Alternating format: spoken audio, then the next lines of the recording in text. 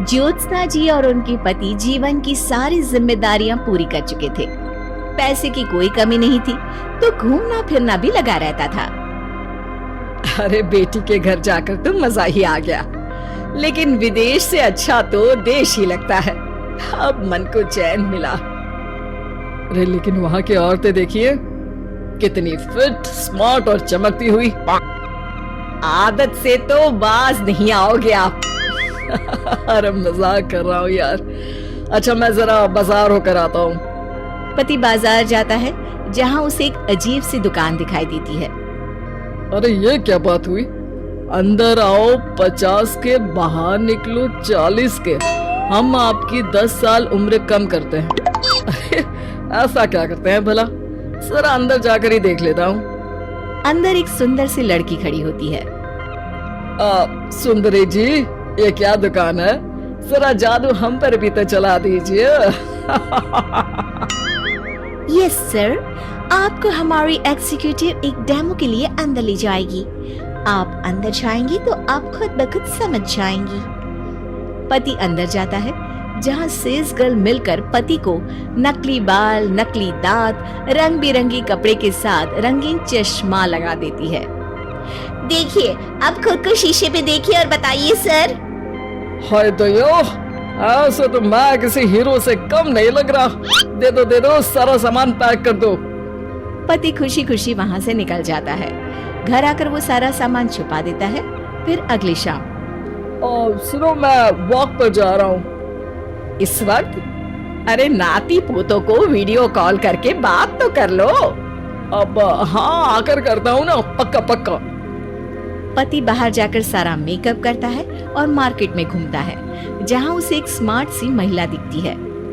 क्या आपको मुझसे कोई काम है? नहीं, आप तो बहुत हैंडसम हैं। थैंक्स। वैसे आप भी कम नहीं है। वैसे क्या उम्र होगी आपकी? लगता कितने का हूँ? 40 के तो पूरे लगते हैं। अब क्या था, 50 साल के पति को कोई 40 का बोल दी तो? वैसे तो कम का हूँ, लेकिन टेंशन के कारण थोड़ा उम्र में बड़ा देखने लगा हूँ। ओह सच्ची? आप 40 के पूरे नहीं हो? अरे छोड़िए ना, चलिए मैं आपको कॉफी पिलाता हूँ। यहाँ की कॉफी काफी शानदार होती है। दोनों में दोस्ती हो जाती है और फिर चल पड़ता है सिलसिला रोज रोज के घूमने फिरने और मजे करने का। अब सारा दिन पतिदेव फोन पर। अरे नाश्ता तो कर लीजिए, क्या सारा दिन फोन पर लगे रहते हैं? अरे यार जरूरी काम कर रहा हूँ मैं। रिटायर हो, पेंशन मिलती है, कोई काम नहीं है, फिर कौन सा जरूरी काम आन पड़ा आजकल? अरे एक प्रोजेक्ट के सोशल नेटवर्किंग का काम है, उसी पर काम कर रहा हूँ। ठीक है, चलो अब नाश्ता कर लो, देर हो रही है। पति अपना नकली सारा सामान बिस्तर के पास छुपा कर सोता, सुबह चुपके से पहनकर बाहर जाता और घर आने पर उतार देता। एक दिन पड़ोसन कहती है, अरे ज्योत्सना बहन, तुम लोगों के घर कोई हैंडसम सा आदमी रहने आया है क्या? अरे कहाँ यार, मैं और ये दो ही तो लोग हैं घर में। हैंडसम सी शक्ल देखे तो मुझे भी जमाना हो गया है। अरे पता नहीं, वो जाता तो तुम्हारे ही घर में है, क्या पता कौन होगा। अरे तुम्हारी उम्र हो रही है ना, और भाई साहब को भी गए 5 साल हो गए, शायद इसीलिए अब सारे हैंडसम नजर आ रहे होंगे। पड़ोसन भी ज्योत्सना की बात पर मुस्कुराकर वहाँ से चली जाती है। एक दिन, अरे सुनो जी, बहू बेटा और पोता आ रहे हैं, कुछ दिनों के लिए वो हमारे साथ ही रहेंगे। अरे शिट यार, ये क्या है? बेटे ने तो कर ली शादी, अब क्या करने आ रहा है यहाँ पर? अरे कैसी बात कर रहे हो जी, इस उम्र में तो माता पिता तरसते हैं कि बच्चे आकर साथ रहे, लेकिन आप है कि।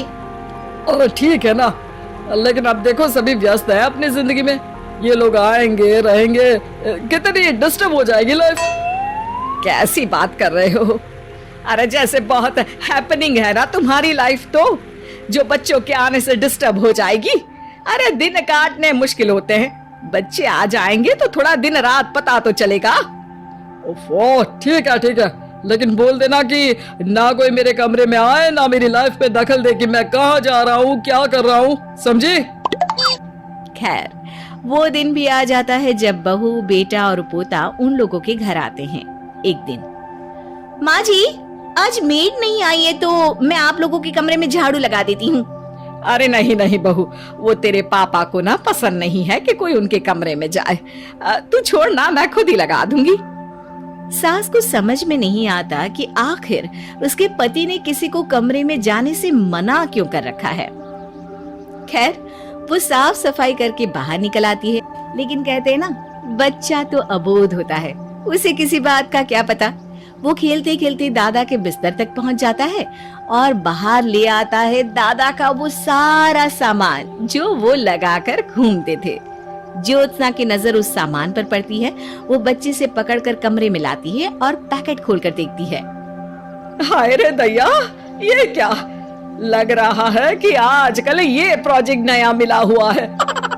बेटे बहू के जाने के बाद ज्योत्सना सोचती है कि वो बात करेगी, लेकिन फिर अरे खुद से बात करूंगी तो मुकर जाएंगे। पता लगाना होगा कि माजरा क्या है। कुछ दिनों बाद, अरे यार, ये बच्चे लोगों के आने से लाइफ ना बड़ी डिस्टर्ब सी रही। मैं कुछ देर के लिए वॉक पर जा रहा हूँ, आराम से आऊंगा 2-4 घंटों के बाद, ठीक है? मैं क्या सोच रही हूँ कि मैं भी आपके साथ चलती हूँ। अरे थोड़ा रिलैक्स मैं भी तो हो जाऊं। हाँ, पड़ोस वाली बुढ़िया के साथ नीचे पार्क में जाकर वॉक करके आ जाओ। अच्छा जी, तुम कार से लॉन्ग ड्राइव के मजे लो और मैं पड़ोस की बुढ़िया के साथ। पति नहीं मानता और अपना पैकेट और कार लेकर निकल जाता है। रास्ते से वो उस महिला मित्र को फोन करता है। हाय ब्यूटीफुल, मैं कुछ दिनों के लिए आउट ऑफ कंट्री था, आज आ गया तो सोचा तुमसे मिल लूं। हाँ, क्यों नहीं, क्लब में आ जाओ। पति क्लब में पहुंचता है, सारा नकली सामान चिपका भी लेता है, लेकिन उसे पता नहीं होता कि ज्योत्सना ने सबका गोंद निकाल दिया है। ओ बेबी, मैंने आपको बहुत मिस किया। बेब, मैंने भी। लेकिन वो जैसे ही हंसता है, उसके नकली बाल गिरकर हाथ में आ जाते हैं, जिससे उसका सर गंजा दिखता है। ओ ये क्या? तभी उसका दांत भी हाथ में आ जाता है और ज्योत्सना के पति का सारा बुढ़ापा उसके दोस्त के सामने आ जाता है।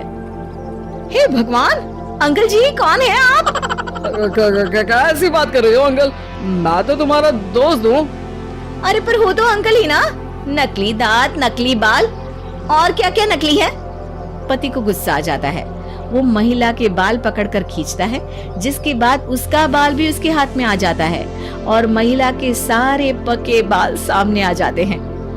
ओह, तो तुम भी उसी दुकान से हो? जाओ 50 के निकलो 40 के। हाँ, बढ़िया आई मुझे अंकल कहने वाली। लेकिन ये समझ में नहीं आ रहा कि मेरे बाल और दांत बाहर कैसे आ गए। तभी वहाँ ज्योत्सना आ जाती है। जी, मेरी वजह से। चलिए इन आंटी जी को नमस्ते कहिए, फिर घर चलते हैं और वहाँ मैं बनाऊंगी आपको 40 का।